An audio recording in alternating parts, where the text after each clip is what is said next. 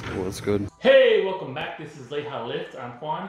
You can find me on EliteAthlete_RGV on Instagram, Juan LeijaLift _ on Instagram, and you can find Victor on VictorLeija _ on Instagram.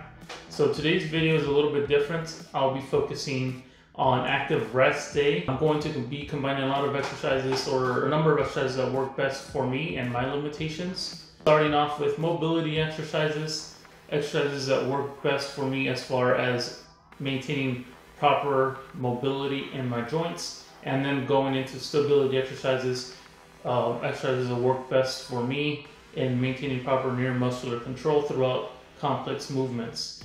Some of the exercises that we're going to be covering today focus on very fundamental movements, meaning they're not too complex in nature, makes it easy for people to follow along with. I feel like if you get too complicated with the exercise that you demonstrate, there's a lot of room for getting things wrong. So a lot of the stuff that I like to go back to is stuff that's simple to work through and not get too complicated with it. These exercises can be done about 2 to 3 times a week. You can do them on, like for me, I like to do them on Sundays, which is usually my recovery day, and sometime in the middle of the week, like on a Wednesday or so, when I do a second workout after a light workout. Meaning not maybe doing like an arm day and then doing this, so I'm not too fatigued. And then on Sundays, which is usually my active recovery day or my not too heavy day, just to start back up again on Monday with the heavy lifting. So we'll get right into it.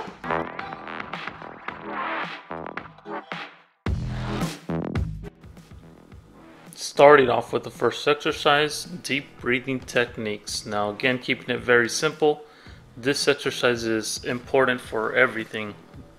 Starting off with living, for example, your compound lifts and machine-based exercises. Now you allow the belly to fill with air, and you blow out your air as you breathe out. So that means sucking in your belly button, sucking in your stomach as you blow out. And you do this repetitively for about 10 repetitions just to get a rhythm going. Next exercise is thoracic extension on a foam roller. Now here you're not just using it to roll up and down against your back. You're going segment by segment, starting at the bottom of the shoulder blades and working your way up to the top. So every time you roll over a little bony part or a little bony prominence that you feel, you lean back into it. Allow for extension, not too much, just some pressure, and then go to the next level. Do this for about 3 repetitions, starting again from the bottom of the shoulder blade. Hand heel rocks. Now here you're working on hip mobility, important for squats, deadlifts, power cleans, you name it, anything that involves the hips, which is almost anything. Now you push through your hands and you allow your butt to come as close to your heels as you can while keeping the back straight. Again, you don't want to round out the low back or the back at all. As you notice, I'm trying to keep it as straight as possible, and you're trying to bring the butt as close as you can.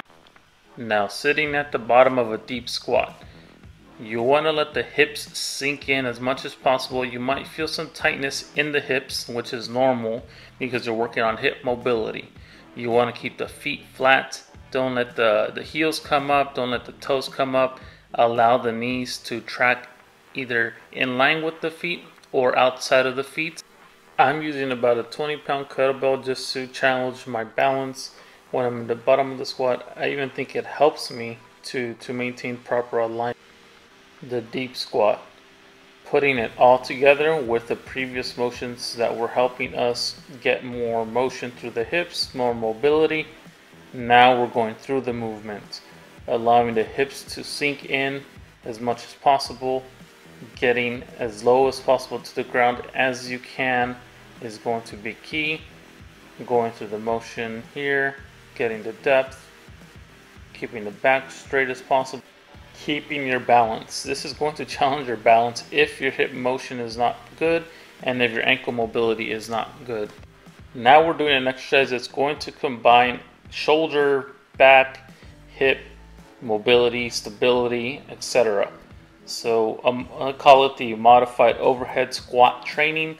So I'm going to sink my hips in, allow my head to come through my shoulders, as you can see. Squeeze my shoulder blades. Don't let the elbows bend. Keeping the shoulders as straight as possible and keeping everything as one unit. Now again, this is a modified movement, so this is almost a precursor to other warm-up exercises that I would do. Lastly, single leg deadlifts with running form.